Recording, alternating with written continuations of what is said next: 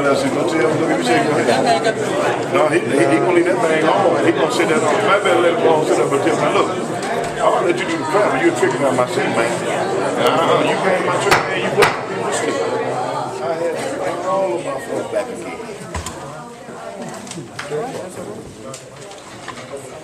Good afternoon. Let me thank all of you for being here. We are happy to see you. We look forward to all participation that we can possibly garner this afternoon.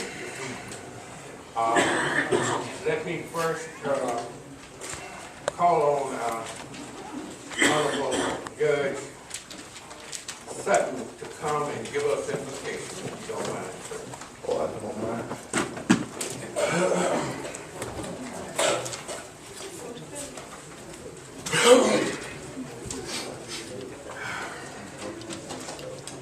Let us all pray.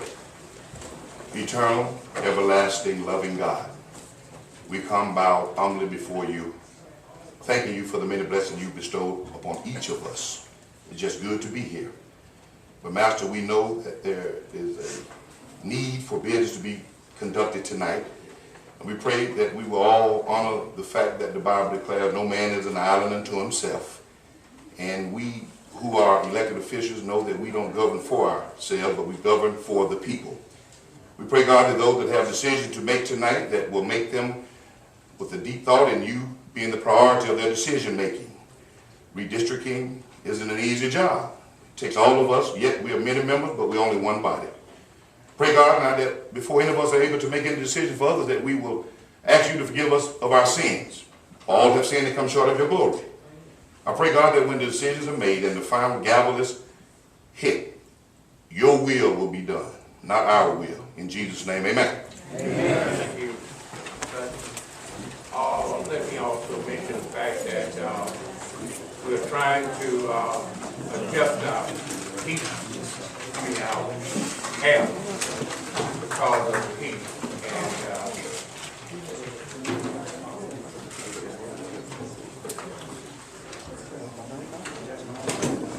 And anyway, again, let me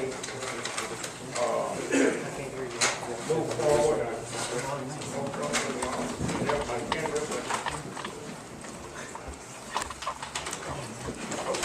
Let me go ahead and have Mr. Johnson, who have been hired to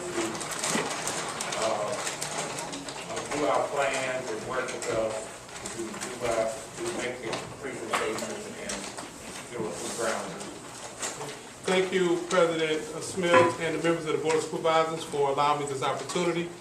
At this time, I want to present the proposals that were put together as a result of consultation with the members of the Board of Supervisors and other elected officials in the county. Before I do that, I'm going to have to establish a baseline from which we operated to draw the plans. As many of you know, redistricting is required once every 10 years after the taking of the census. Under federal and state law, all districts must comply with one person, one vote, meaning that the largest district for state and county district plans cannot be 10% larger than the smallest district. And if that is so, then a jurisdiction is then required to redistrict their political boundary lines. In addition to that, the U.S. Census Department, they establish the count in a particular area based on a geographical boundary called census blocks. Census blocks are the smallest geographical boundaries found in any area that's bordered by 4 visible physical boundaries, such as streams, lakes, rivers, roads, mountains, and things of that nature. And from there, they count the population and they build up to a jurisdiction, such as a county. In addition to that, they request from jurisdictions to supply to them their existing political boundary lines, such as the supervisory district lines, city council lines, and they place those. Let me just announce that we have a Supervisor Fisher on the line from the Armed Services. I don't know where he is. Afghanistan. So he is on the line. Can you hear us? Mr. Fisher? Yeah, I can barely hear George. I'm in Kandahar, Afghanistan. Okay. And that's okay, in Afghanistan, okay. Explain.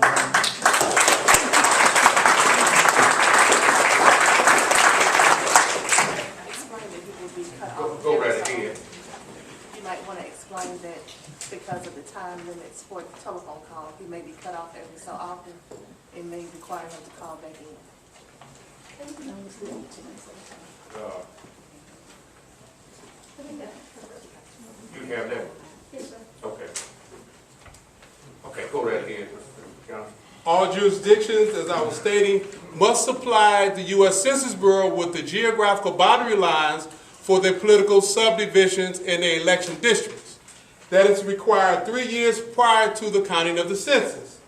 That is, those lines are used to determine the populations within those political boundary lines, be it a municipality, a county, a ward, or district. In the case of Hinds County, inaccurate information was supplied to the Census Bureau over 3 years ago in terms of the existing political boundary lines in which supervisors run from. So as was reported in the paper and was used at the public hearing, the deviation explained was much higher than actual deviation once the error was found out. The election commission of each area is responsible for supplying the Census Bureau with that information. And for whatever technical reason, that did not happen in this situation. As a result of meeting with members of the election commission on Saturday, we reconstructed the current district lines as they currently exist. And as a result of that, the plan that's listed on the far end there, which says Hinds County Precinct Adjustments, are the accurate lines based on consultation from the election commissioners of the current district lines. As a result of evaluating that, we find that the Hinds County is still malapportioned, meaning that the largest supervisory district is 10% larger than the smallest supervisory districts. It cannot exceed 10% deviation, and in the case of Hinds County, the total deviation is 44%, thus requiring this Board of Supervisors to redraw their political boundary lines. As I run down the numbers, under the current district lines, District 1 has a total population of 48,853. District 2 has a total population of 46,312. District 3 has a total population of 48,823. District 4 has a total population of 53,396. And District 5 have a total population of 47,901. As a result of continual dialogue with members of the Board of Supervisors and other elected officials, Mr. Johnson, would you give the numbers that we were working from that was reported earlier versus the numbers you just named on per district? Do you have that? well, You may not have that. no, when I adjusted it, I threw the old bad stuff away. Here it is. Unless you want me to. No, Okay.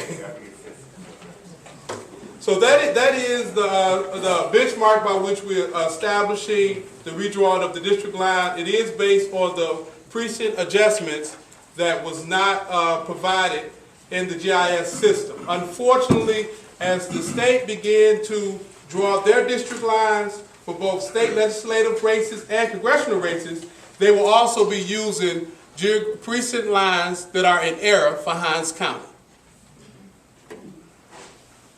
As a result of ongoing consultations from members of the Board of Supervisors, other elected officials, and the community input, we have 4 proposals to present to the community and the Board of Supervisors this evening.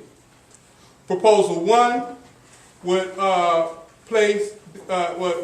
allow for District 1 to have a total population of 50,747.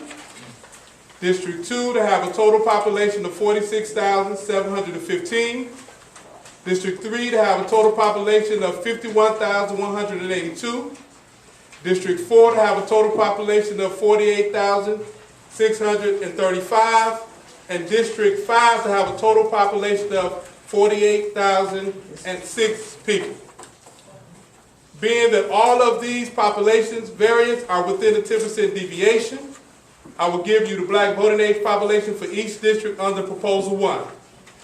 Proposal 1 will have a total black voting age population of 59.442. District 2 will have a total black population of 67%. District 3 will have a total black voting age population of 87.94%.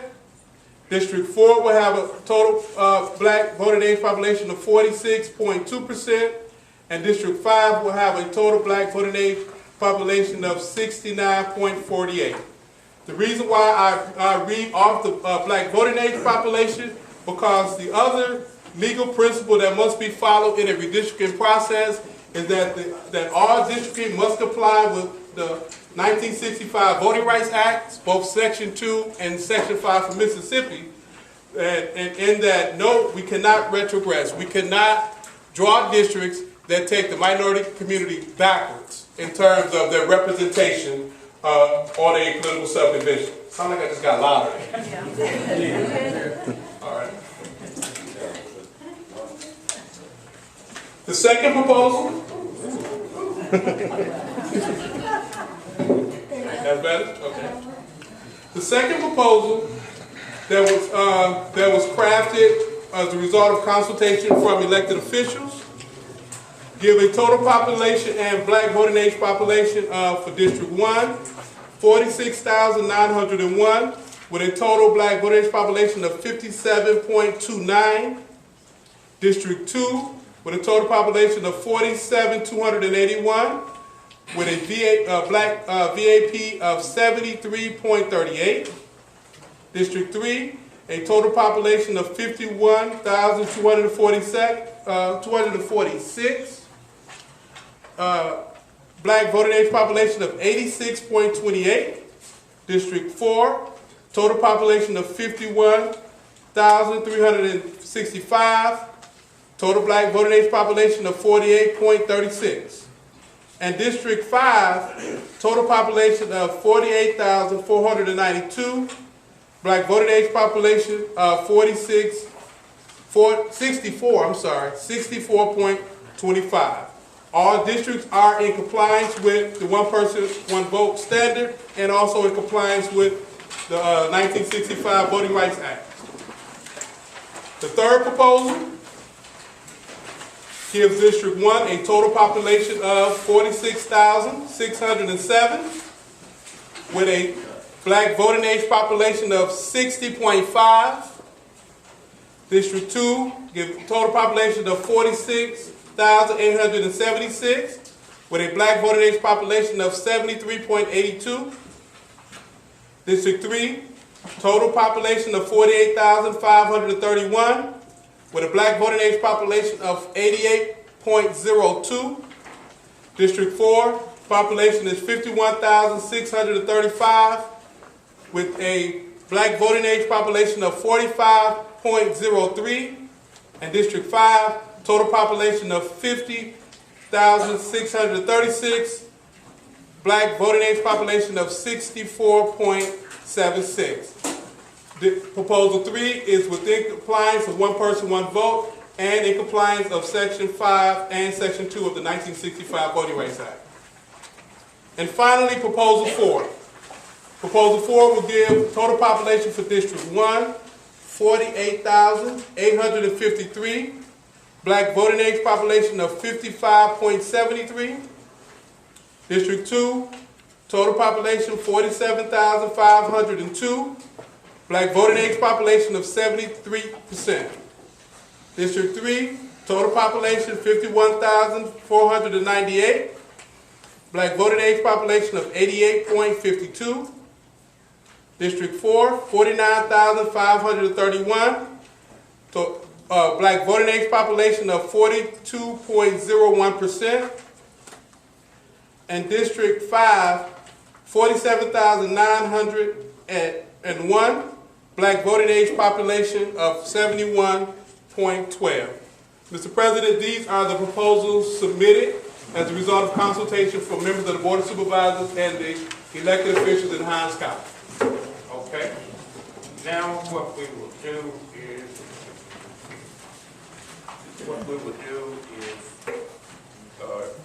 is have, if any of the board members have a comment, and after which we will allow the other elected officials to have any comments. And then we have a sign-in sheet by which you have checked on here whether or not you wanted to speak. And we'll go from this list. Any of the board members will have it. Any board, No comment, Mr. President. okay, any, Mr. President, I didn't see the sign-in sheet. Is it too late to put your name in? well, you don't have to necessarily, I say elected officials, you have the opportunity to go ahead if you need to speak at this point.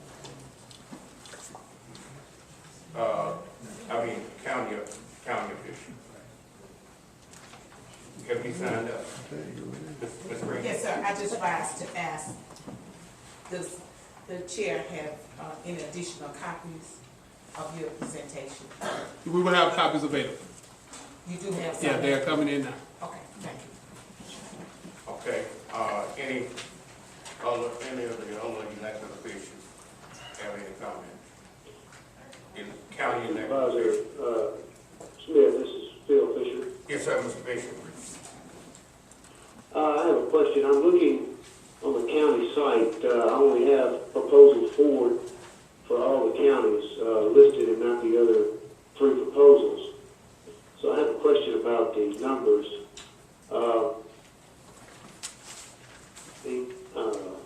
You have a percentage of black is 45.36, or is it 42.01?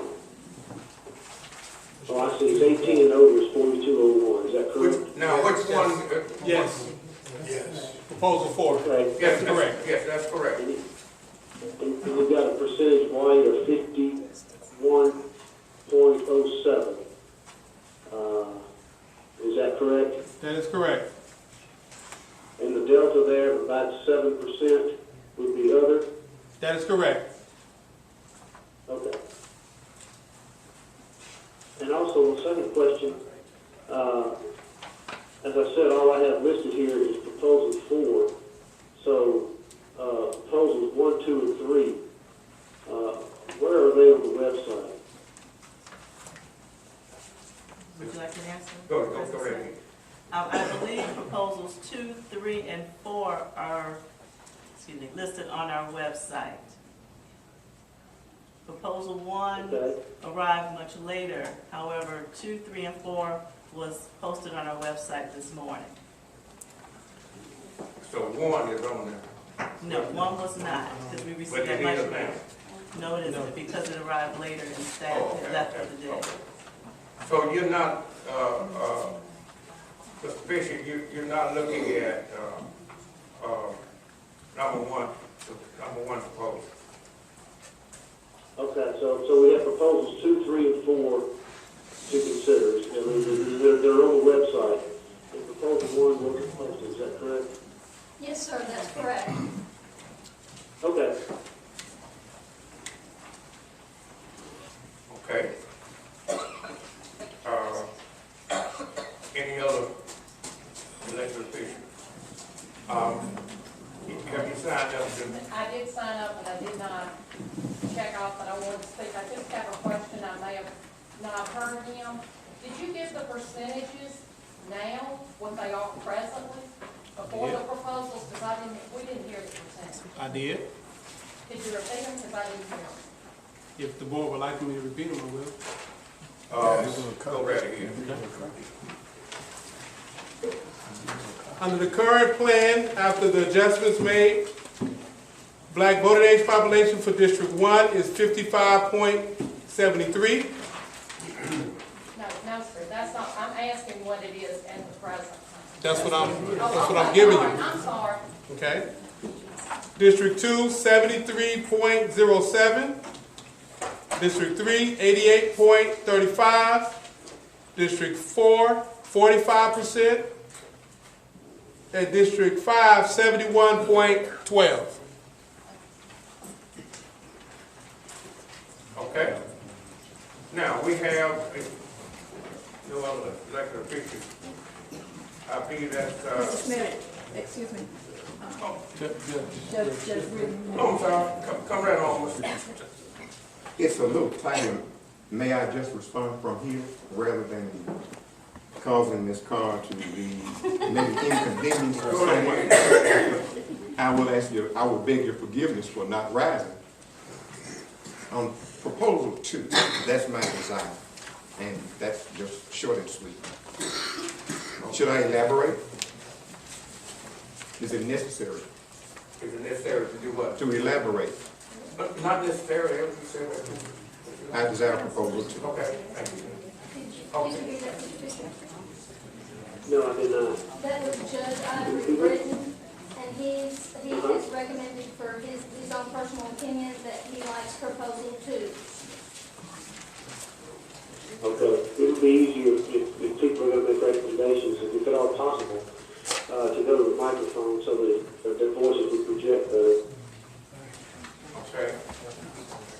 I believe the first individual assigned is Mr. Tracy. Okay. I just have one question, Derek. When you said that the Voting Rights Act, Can you please go to the mic? I'm sorry. Tell me his name again. Ryan Tracy. Is that him? Ryan Tracy. There you go. Ryan Tracy. Just have one question about the Voting Rights Act that you referenced. When you said black representation could not regress, does that refer specifically to the BVAP, that it cannot be lowered in percentage? For example, it could not move from 77% to 73%? Or does it mean the composition of the board could not change? What is that, when you say the black representation cannot regress, what specifically does that mean? What are the specific criteria for the numbers?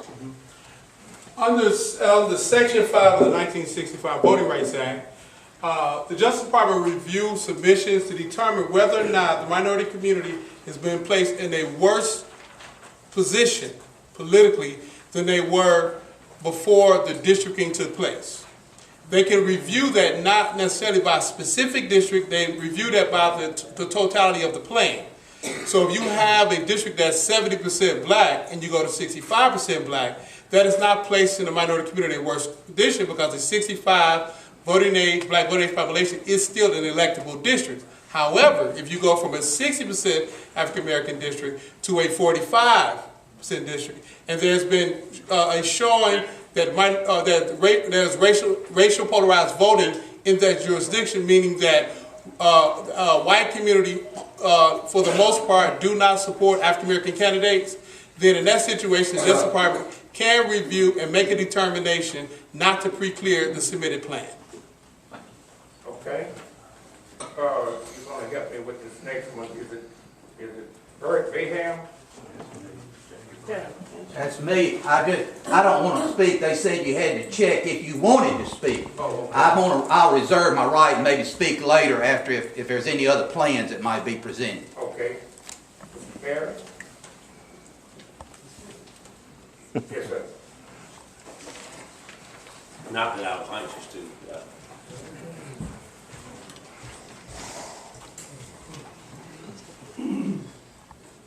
Pete Perry. My question to the board is, why do all this? If you get down to the facts of the matter, District 1, 3, and 5 are within deviation right now. You got 4,000 people more than the norm of 49,000 in District 4, and you're short about that many in District 2. You can draw a plan, and there's a plan over here, which I drew. It includes one other change that we wouldn't have to include, but you can draw a plan where you move 5 precincts. Move two precincts out of 4 into 3, and then move 3 precincts out of 3 into 2. It affects 4,000 people. It doesn't redraw all this other. All the criteria that my friend Derek here has talked about talking about DOJ, the first thing you have to face is whether a court will deal with this, because if it goes to court, it takes DOJ out of the mix altogether. So DOJ loses their input if it goes, and somebody questions this about going to court. The rules that generally are followed are compactness of the districts, changing the boundaries the least from existing boundaries, recognizing historical boundaries. All these, particularly 2, Judge Britton, I'm sorry, and 3, go drastically against all those criteria. 1 kind of does, but you pick up a couple that you don't need to do. For example, District 1 picks up precincts 39 and 40, we drop 39 out of that, and you still keep all the VVAP okay. You get closer to the median on both 2 and 1. You don't have as much deviation. There's no need to actually pick up that 1 more precinct and move it from one to the other. There's a world of ways that you can sit here and make this a whole lot simpler, but my question is, move 5 precincts and let's go home. It's 4,000 people, actually 2,000 people will get it within the deviations. We'll maintain BVAP ratios, we'll maintain them in each and every one of them, and not make all these changes. Now then, I say that about all the plans. As a citizen of currently District 1, I would like to ask my supervisor, Mr. Graham, which one of these plans he's going to recommend and vote for, since you represent me in District 1. I would like to ask my supervisor individually what his thought on any of these plans are, since District 1 is drastically affected by these plans. Mr. President, do you want me to respond to that? You need to respond or hold to. Well, what we're really trying to do, Mr. Mayor, was reserve all comments until the end. I'm looking at 3 different ones. I'm looking at 1, 2, and 3, just to tell you the truth. I'm really looking at those 3. Those are the ones that I'm considering by at this time. My question is, why not take 5, which doesn't change District 1 at all? It's within the deviation as it exists. My plan recommends moving Precinct 1 to Mr. Smith so that we can move Utica and make Utica become compact down there, and pick up 8, which lets Belhaven be compact, but it doesn't change BVAP or ratios or number. But even not doing that, you're within the deviation and you don't have to change anything, so why go to something drastic like 2 or 3 does, when it doesn't need all that change to do it? Why are we trying to redraw and remap all this county when compactness of boundaries, historical lines, are all the things that a judge will look at if these plans get challenged? Well, basically, to answer your question, the reason why we're doing it is because the courts and the law said we have to redistrict. No, we have to redistrict 4 and 2. We have to move people from 4 to 2. 1, 3, and 5 could stay exactly like they are. We do have to redistrict. I agree under that term, we do have to redistrict because 4 and 2 have a deviation that's greater than 10. But you can do that by moving 5 precincts and not spending $40,000 and drawing all these lines and making all these changes and affecting all the voters that are going to be voting in different places now. Why not make it simple? I mean, I'm not talking about the cost. I didn't mean even. It's a simple thing of moving 4,000 people from 4 through 3 to 2. Well, let me correct you on one thing. Voters will not be voting in any different places than what they're ordinarily voting in right now. What will happen would be who they would be voting for would be the only different criteria. I totally understand that, Mr. Graham. I understand the precincts. I hope if you go within these that split precincts, by the way, you don't have to split precincts to stay within the deviation. If you're going to split precincts, I hope you redraw precinct lines. But you don't have to split precincts to get within the deviations or to get within the VVAP rules or anything else either. So there's no sense in going through that. But compactness and maintaining bounds as they were so that they're represented by the people as they've been would, I mean, the people in Pocahontas will not be represented by you, and the people in Eastover will be represented by Doug in Plan 3. So it changes who they vote for. That's what I'm saying is the change of what they're doing, because that's not what the rules for redistricting that's looked at courts by historical court precedents say. Right, but that's what I just said, but I just want to make sure you know that's what I'm thinking about doing. And I appreciate your answer. Okay. What I didn't do is set the ground rules as to, we're going to restrict 3 minutes per individual, so we can make sure everybody get a chance to speak on it. But I do want to thank Robert for answering the question, which I acknowledge. Thank you. Okay.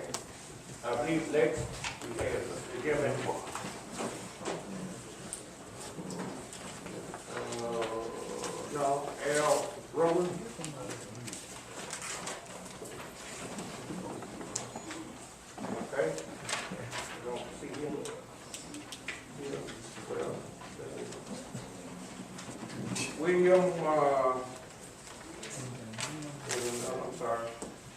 at William, is it B-A-R,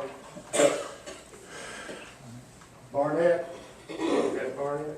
I didn't check to speak, I Okay. just assigned it, I may have checked the wrong way, I didn't Okay, check to speak. Jimmy Moore, I'd like to reserve the opportunity to comment later if necessary. okay. Okay, again, Al Roman. All right. Ms. Connie Cochran, I would like to reserve my right also. okay. Mike Moore, Morgan, I don't think I checked to speak on the list. okay. No, that's, is that Elizabeth Wayne?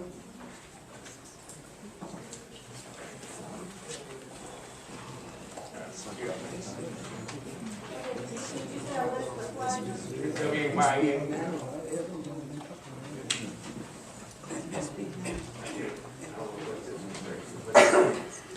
All right, let's see who's next on here.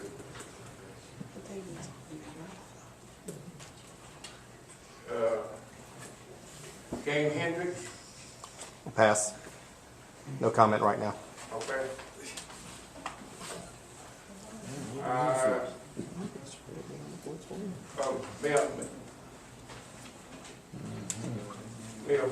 Horton, I'd like to reserve my right, please, till we've worked through all the plans. Come back to me, please. okay.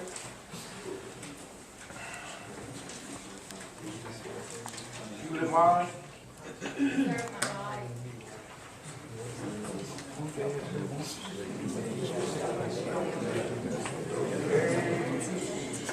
Patty Green, I'd like to reserve it. Smile, Judge. Smile, Judge. In the house, baby. Gotta make it fun. Do something, man. Everybody wanna hold their peace to the end. What's up with that? Rogers,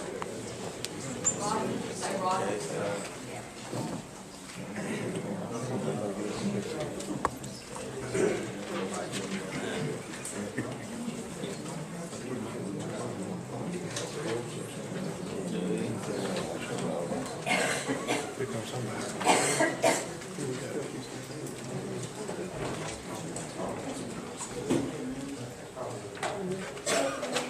okay. Lydia Rogers.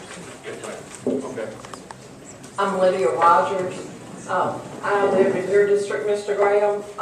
My question is, we're all gathered here tonight to see the plans and make comments, but y'all are going to vote immediately after this session, and I was wondering were there any steps that we might take to have Mr. Perry's plan considered, since it seems so reasonable and so easy? Are these 4 plans all that will be under consideration tonight? All of the plans are under consideration from the board Are the 4 plans that were presented tonight? here. So basically, our comments really aren't going to have any impact on how you vote tonight. You've already looked at the plans and made up your minds about how you will vote. I'm not sure about that. Okay, well, thank you. That's why I just didn't know how you'd have time to consider what we said tonight, before you voted. And it seems like y'all have reviewed this, and most of the people in this room have not had an opportunity to really look at these plans until tonight. So I think it was kind of short notice for us to be able to, make a decision on the plan. So I wondered how y'all would be able to do that, unless you've been reviewing them for a while. Okay. All right, thank you. The next person is Michael Morgan. Is that Bograd? Okay.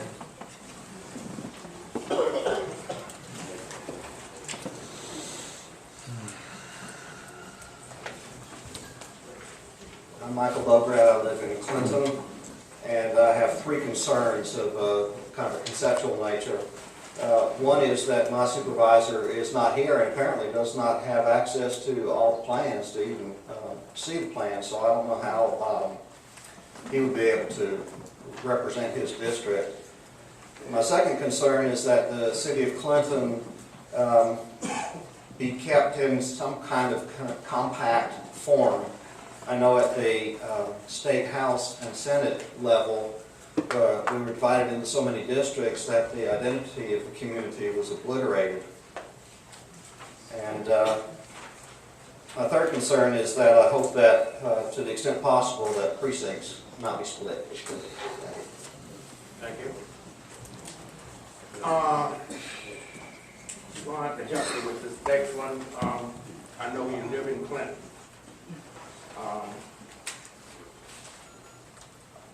Gerald Kusha?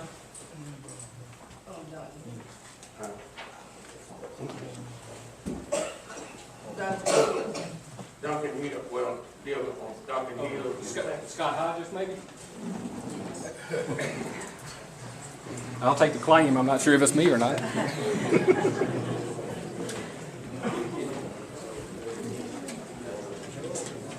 I'm Scott Hodges, and I do live in Clinton. Is that the name on there possibly? Yeah, okay. Okay. I'm sorry about that. That's fine. I would basically like to mirror what Michael Bograd has just said. Clinton in proposal 1 and 2 is split in half, basically. And that is a natural political boundary, which I believe has been said, that's one of the considerations. It makes perfect sense to me if you've got a natural political boundary to consider that and include that in one district. That's all I have to say. Thank you. Gerald Kusha. Okay.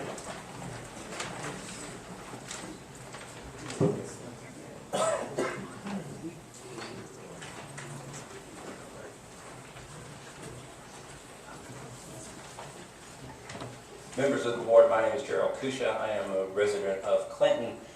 Last week when we came to the meeting, we were told that plans were not ready, were not developed, and we come here tonight and we see plans that, to the best of my knowledge, the vast majority of people here have not had an opportunity to review. My question to the board and to Mr. Johnson is, when were these plans developed? How much time was put into it?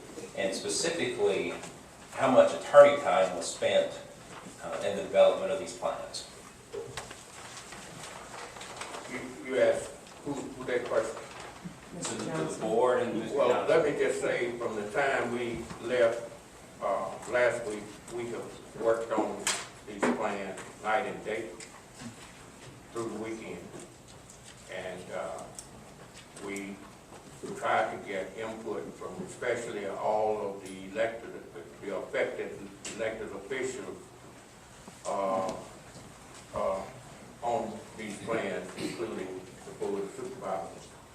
So to answer your question, we work night and day on trying to get some plans ready for you tonight. In follow-up, sir, when were the plans completed? They were completed the weekend.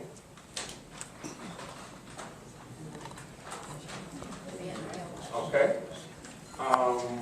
Let's see, where are we now? One final question, sir. If the plans were completed this weekend, why weren't they put on the website page? We put them on the website when we got them finished. According to Supervisor Fisher, they're not there. Okay. Let me correct that. Proposals 2, 3, and 4 are on the page. Proposal 1 is not. And so I don't know when we're talking proposal 1, really what the boundaries are and how they draw out. 2, 3, and 4 are on the page.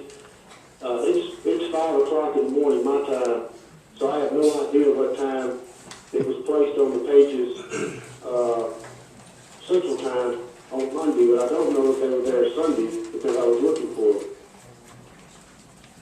Mr. Fisher, when we discovered the error, we had to, number one, go back and reconfigure, as you want to call it, the plan, Plan 1, when we realized that there was an error that was sent to the census. So that caused the delay in the Plan number 1, in putting it on the website. I understand, when the error was found, but the question is, I think, a good one, and perhaps I don't know if it's addressed in the laws or not, but what is the required time for public viewing of the proposals? There is no time. There is no My time. understanding, if they were posted Monday morning Central Time, then most citizens' opportunity to view any of the proposals is from approximately 8 o'clock in the morning until just prior to the meeting, 10 hours. Is that legally sufficient time to review the proposals? Especially, I would imagine some counties does not even have a website, I'm not sure. That's not a requirement. However, we, last week, told the public that we would do everything that we could in every way that we could to make sure that we put it out where people could see what we had. And that's what we're doing tonight. Just so happened, after the error was found, Plan number 1 did not make it to the website. And let me have the administrator speak. Thank you, Mr. President. I just want to let Supervisor Fisher know we just emailed him District 1. So if he has access to District 1 to an email system, it has been emailed to him. Did you hear that? That's proposal 1. Yes. Have you received it? Have you received it yet? On the question, it would seem to me that it would be possible with citizen input that if another proposal was made, that the board should take the required time to review the proposal, and that there would be a process to add it to the considerations. And if I understood correctly, the response to one of the questions is that there was a 5th proposal, and that proposal would not be under consideration tonight, only the 4. Is that correct?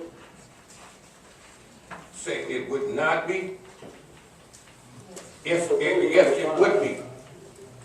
All of the proposals would be in. He asked for the 5 proposals. All of them. Is it 4 or 5? He's talking about this one, George. He's talking about mine.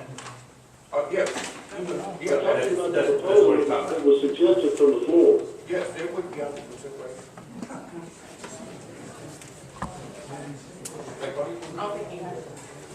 Yes, Mr. Bishop. Did you receive it yet? So the 5th proposal that came from the floor this evening is also under consideration. Yes, sir. Did you receive it yet? All right, I'm about to get connected. I will recall in just a few minutes, but thank you for the time to answer the question. Mr. Bishop, did you receive it yet? I'm checking now, and I will be checking it while I'm calling back in. Okay. All right, thank you. All right. We will end while he said he'll call back. While let's move on. Let's see the next individual. Brad Reed.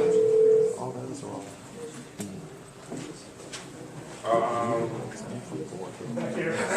Back here. Yeah. Go, Brad, go. How's it going? I just thought tonight being appropriate, Brad Reeves, I'm sorry.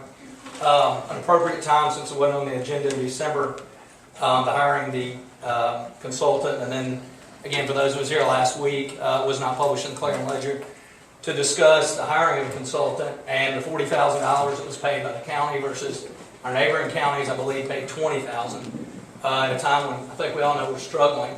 That be the first point. And then the second point, I think it's come out and been obvious tonight that this was put together in a week. So $40,000, maybe I'm in the wrong business. Maybe I'm going to get into redistricting next year or something. So if y'all could just comment on that, I'd like to hear that. I would only say that we're here to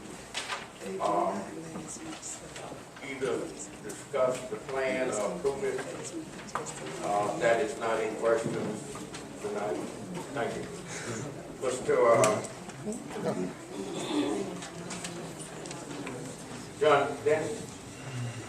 Back here, John Dennis.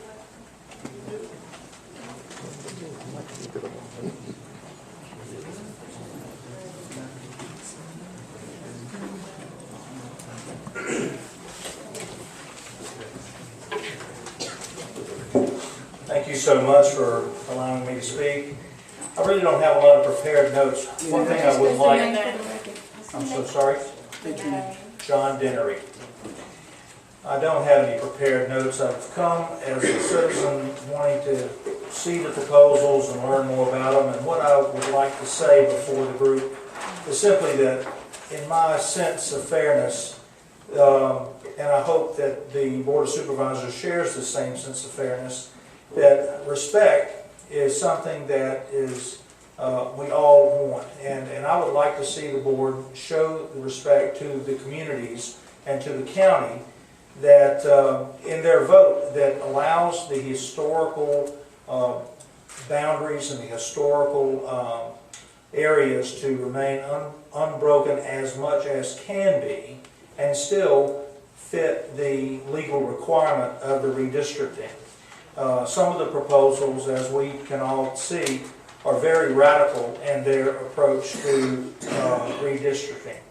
I could not, if I were in your shoes, support that type of radical move. I would like to see a proposal that you all would support that would allow for as little as possible to the historical lines that we as neighbor Hinds Countyans have grown up being used to, and not have a wholesale redrawing of our county. And I think that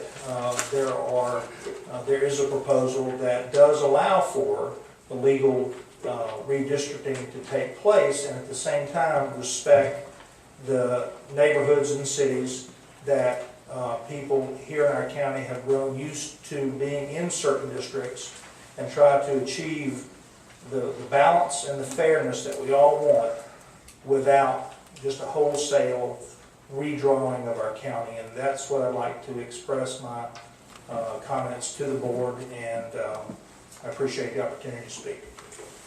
Thank you, Mr. Dennis. Let me just say, having had the opportunity to be a part of this process for quite a few times, there have been, on most occasions, a drastic change. Number one, all of the districts used to be part county, part city. Now we have some districts just county and city, and you have some totally city. So, you know, it's kind of traditional that in drawing these lines that you do, in some cases, make some changes.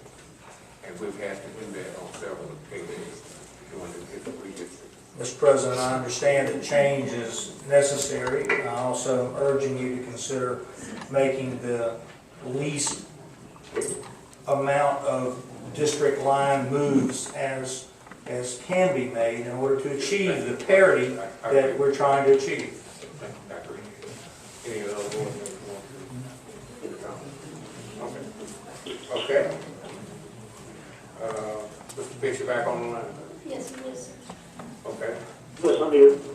Okay. Got a question or anything for me? What do you know? Do you have a question for him? No, unless you have one for me. I do indeed.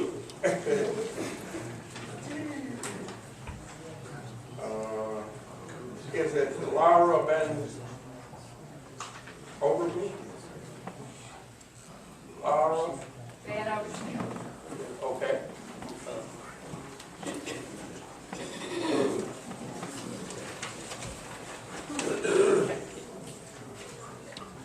share the thoughts that this is Laura Van Overshaeld. I live in Northeast Jackson. I share the concern about moving districts drastically. Would you state your name? Laura Van Overshaeld. I share the concern about breaking up districts that are traditionally together because it makes up a community of interest. I would like maybe some of you are better versed on this, exact language that comes from the Voting Rights Act of the 1960s, so that we know what those exact words are that designates how districts should be drawn. And I also have a concern about the cost of this redistricting, because I know for sure that there are some county employees that are required to take a day off a month because the county cannot pay them a full salary. And I think that is an inappropriate thing to pay for this redistricting at a charge of $40,000 when our nearby counties, next door counties, in Madison and Rankin have paid $20,000. I think I stated a few minutes ago that we're here to consider these plans. The professionals have been hired, we're moving to try to make sure that we do what's necessary to have a plan approved and sent to the Justice Department. Thank you. I understand that, but when we pay twice as much money as our neighboring counties, when we have county employees that are missing work and for that period, I think this is extraordinary. Thank you very much. Okay. Roger Davis.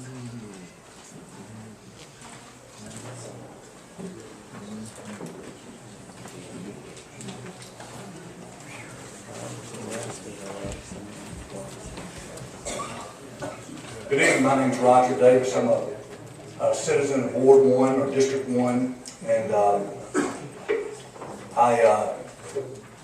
I share the obvious alarm with my neighbors in District 1.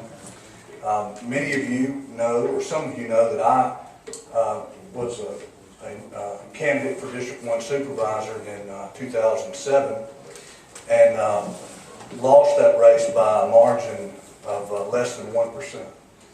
And there is, first of all, it's a travesty that we don't have hard copies of this with the precincts listed. It's a travesty that the citizens of this county cannot look, even at this late date, at exactly which precincts are being involved in the redistricting. But that being the case, it's clear that, Mr. Graham, in any of the three plans that you favor, a candidate from my party would have zero chance of beating you in November. You agree? Well, I'm not running to lose. So, I mean, that's, I really don't want to comment, but, nothing has been chosen at this particular point. But, we have to consider what's in front of us, and that's what we're here to do. Well, I appreciate your very honest candor, and I think it begs the question, or it at least appears to me as if one of the primary considerations, Mr. Graham, is that you intend to win in November. And by your own admission, that's a significant concern you have. Is that fair to say?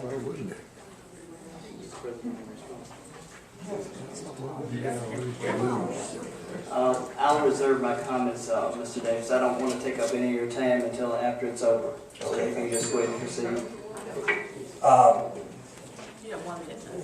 Okay. Well, it's a shame that in my race in particular, our race, I think you won by 80 some odd votes. And I think it would be of interest to the room to note that in the predominant black precincts, the most vote that I got was 3%. And in fact, in one precinct, I got 0 votes. And I think it's one they found a box for you, Mr. Graham, with an extra 45 votes. In the precinct you remember that? Yes, I do. Yeah. We'll never forget it. Yeah. And the point here I'm making is that if there's any place where the vote is clear, it's in the predominantly black precincts. I received, the most I got in any precinct was 90%. Do you follow me? Excuse me, Mr. Davis, your time. Okay. Thank you. See you in November. What's that? Have a good day. See you in November, is that what you said? Your time is up, sir. Thank you. You can talk to me outside, but your time is up in here. TJ McFarland, I reserve my right for me to speak in.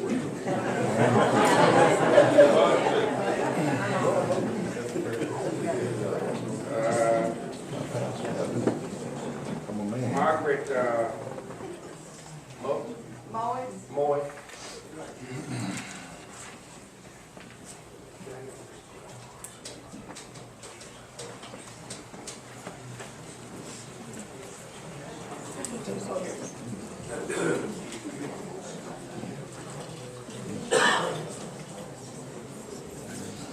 I hope I'm not speaking in error. I have not seen Margaret Moyes, Jackson, Mississippi. I hope I'm not speaking in error because I have not seen these maps. However, I did receive an email that said that my neighborhood was apparently being singled out to be separated and put in a separate district from the rest of the surrounding neighborhood in Northeast Jackson. I'm from the neighborhood of Northeast Heights, and that's bounded by Meadowbrook on one side, East on the other side, 55 on the other side, and Ridgewood Road. A relatively small neighborhood, but it's a part of a large area. And you know, when we buy our homes, we buy into an overall district, neighborhood, and that's the most important purchase in our whole life. And to feel that your neighborhood is just singled out, you know, to be a part of a district that's a problem. Primarily, I think, is this the map right here? Well, anyway, it would take me a while to figure it out. And be a part of a district that has probably an entirely different interest, you know? I would like to feel that I have some representation. And this apparently, if I'm correct, and as I said, I got this report by email. I've been to the doctor all day. I did not see it, but I heard it. And I just don't feel that this is right, to take one small part of a neighborhood like that and separate it.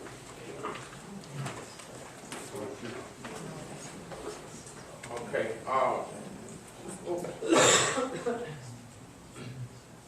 do you know, let me just ask you, do you know for sure whether or not your area have been moved in another place? George, on Planet 3, she's in precinct 33. Eastover, being tied in with Houston, that's what she's referring to. It's on Planet 3, where precinct 33, which is where Margaret Moy lives.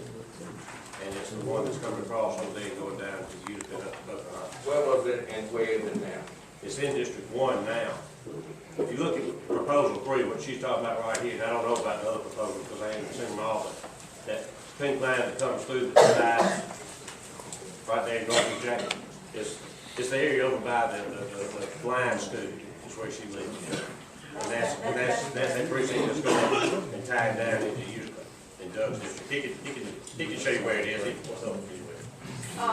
Where the neighborhood that's referred to as leftover. You're not Eastover, you're leftover. It's precinct 33 that she's talking about. And I'd like to see if that's not similar to more ways. Or 32, she's in either 32 or 33, both of them are included. Okay. Thank you.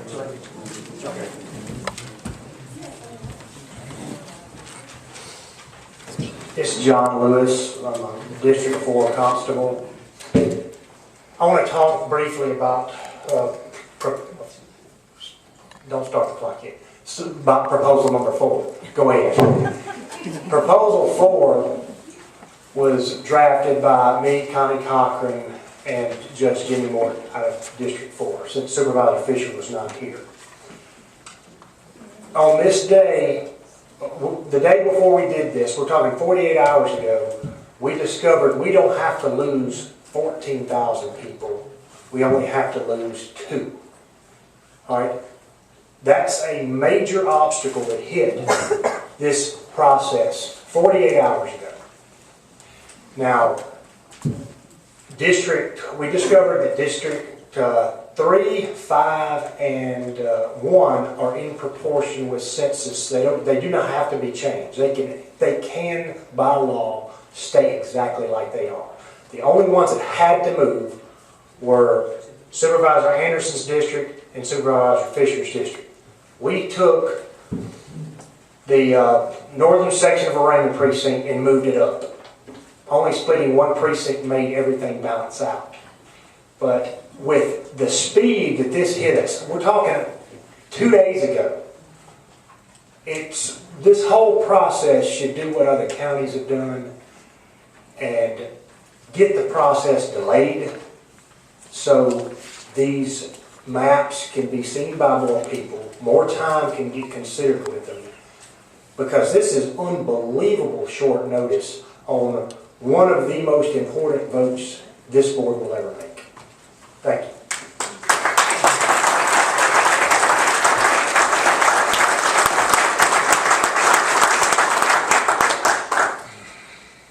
Now that we have heard all the people that have signed up, let me make sure that we did not miss anyone. Okay. Supervisor Smith, I'll be happy to speak now if you. Oh, okay. Because I reserve my right to speak. Okay. And we'll get to know I'm talking to the guy. I'm Rosemary Altman, A-U-L-T-M-A-N. I am the mayor of Clinton, and I'm here representing the Board of Aldermen. My questions don't relate to, my comments don't relate to any plan particularly, but I would like the record to include these points. And I really don't expect any comment from the board. My comments relate to procedure. There are generally accepted regular rules for public hearings, and that is that they are advertised in the most widely distributed newspaper in the county, and the public hearing that is held is for just that, public information and public comment, and generally speaking, the information is available for the public to see. Last week there was a public hearing held with no information. So it's very difficult to comment on something where you don't know what you're supposed to have.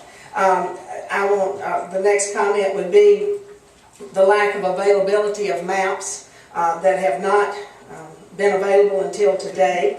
And as a matter of fact, the public was informed that maps would be displayed at 9 o'clock this morning at the Raymond Courthouse. They were not there. We come tonight, we did find 2, 3, and 4 on the website today, but we come tonight and yet there's another map. So we have tonight 4 maps with the insertion of a possible 5th map, all of which could include public comment. Generally accepted procedural rules are also that you take the comments tonight, take them back and apply them to whichever plan that you choose to adopt. I think Mr. Smith, said that they had received input from all elected officials. I have not been contacted. I've been in my office. I'm sorry? Affected. Well, I'm affected. Nobody from the county has contacted me about redistricting, nor anyone on my board, and I would like the record to show that. Thank you.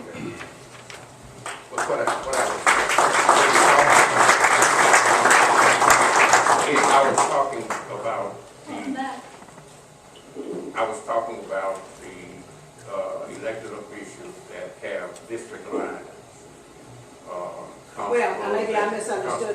said. Yeah, maybe I misunderstood, but Oh, there was no that's fine. input asked for nor given. Okay.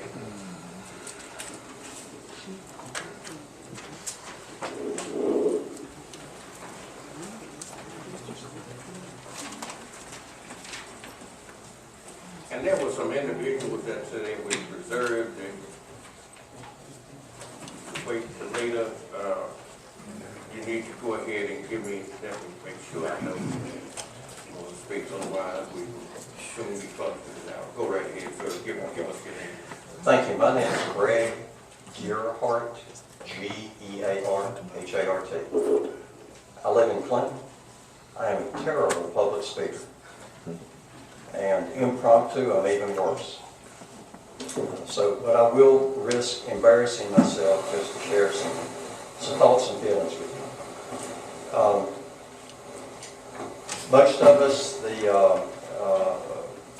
what we've been hearing in the news, either on the national level, state level, regarding redistricting that's going on at so many different levels, has been this is an opportunity for politicians anywhere to help craft their voting districts, basically to take the opportunity to craft who they want to be voting for them and who they want to be excluded from that. And so we've heard that, that seems to be the expectation of the public, and so you'll forgive us if anything that has that appearance of it gets interpreted that way.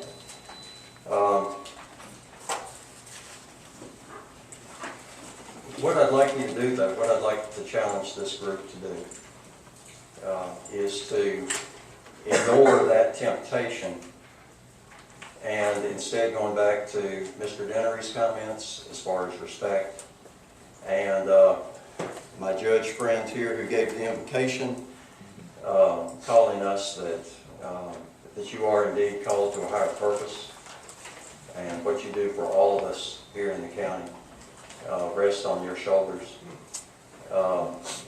We usually see each other in the hot tub at the health place, but please don't read with our clothes on. That's right. With our clothes on.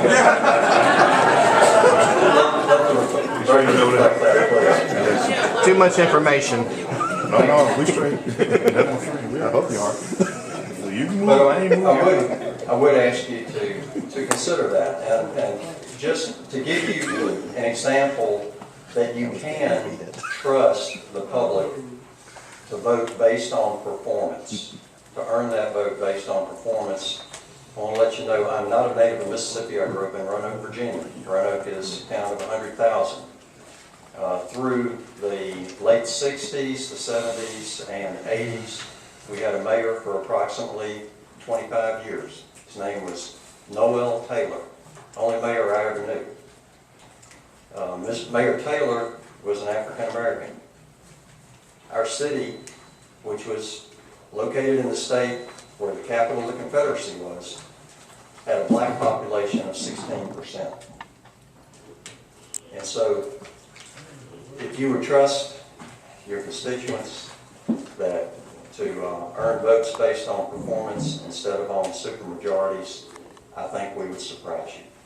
I think you'd be pleased with the results. Thank you.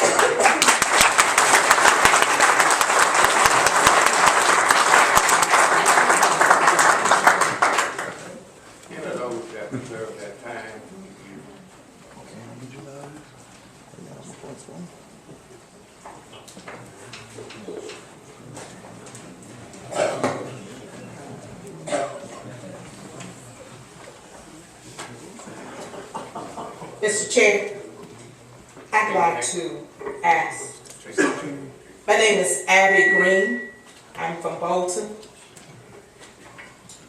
I'd like to ask the presenter when we would be able to get copies of your proposal. They're here now. They're here now? They're passing? Okay. That's my question.